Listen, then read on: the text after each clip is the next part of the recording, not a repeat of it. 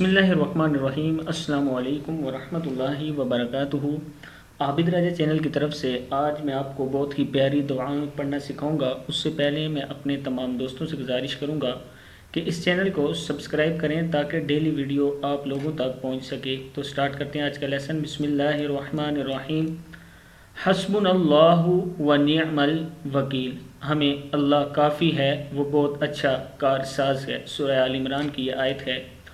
آگے ہے الیس اللہ بکافٍ عبدہ، کیا اللہ اپنے بندوں کے لیے کافی نہیں؟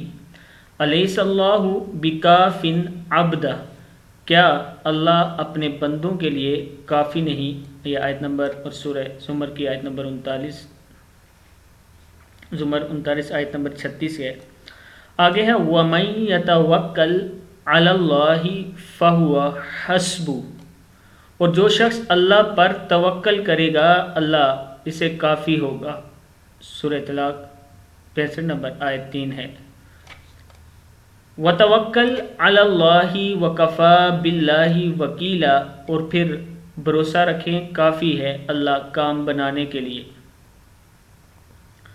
جب ایک مسلمان اللہ کو اپنے لیے کافی سمجھتا ہے تو پھر اس پر توکل کرتا ہے۔ جب وہ توکل کرتا ہے تو وہ اپنا کام ایک بہترین کارساز کے حوالے کرتا ہے، اور اللہ کی محبت اللہ کی محبت حاصل ہوتی ہے۔ جب اللہ محبت کرتا ہے تو اللہ کی مخلوق بھی محبت کرتی ہے۔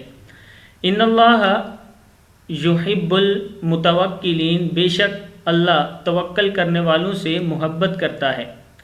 بے شک اللہ توکل کرنے والوں سے محبت کرتا ہے۔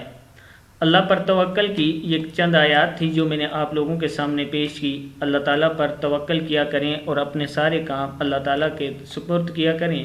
اللہ تعالیٰ ہی مدد کرنے والا ہے اور اللہ تعالیٰ ہی بہترین کارساز ہے۔ اس ویڈیو کو آگے شیئر کریں تاکہ آپ کے دوست بھی پڑھنا سیکھ سکیں۔ السلام علیکم ورحمۃ اللہ وبرکاتہ۔